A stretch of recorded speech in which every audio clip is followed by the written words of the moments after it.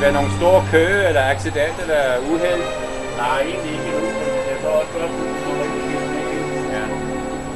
Har det sagt, hvor meget sne vi måske får her i nat? Nej, jeg kender det godt, ja. Kender det fyre? Hvad siger du? Kender det fyre?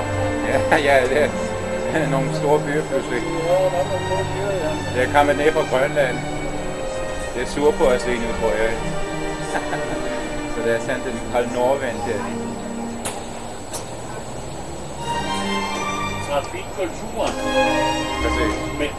Men det er for det der er vores største problem. Det er jo det her med cyklister og fodgængere, som...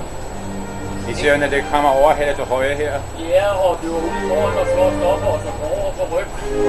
Det kender ikke deres pligt der. Nej, netop. Og som ikke altid tænker på, at hvis vi lige har drejet ude eller et eller andet, så kan det godt være, at vi ikke kan se dem det øjeblik, ikke? Hvad synes du om de her nye mikrobølgereflekser, altså når man nærmer sig en løsekryds, og det er der ligner tegn, at der er cyklister der til højre? Ja, det er noget, der koster 100 kroner for cyklister, omkring 10.000 kroner for hver løsekryds.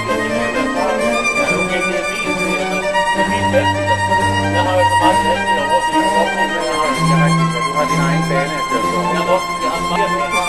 Jeg vil se, hvad du har. Det er godt, fordi jeg har meget plads. Der er vokset mange uheld der,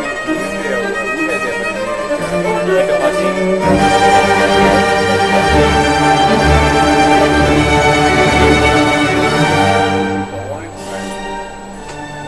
Jeg tror i Amerika, når man kommer tilbage til det offentlige transport, fordi nu er benzinprisen i begyndt at stige lidt som det europæiske niveau.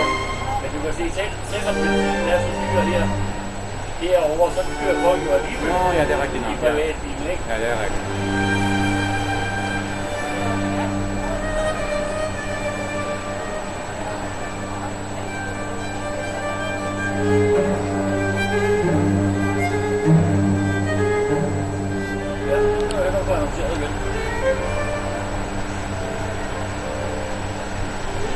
Så bliver det håber i morgen.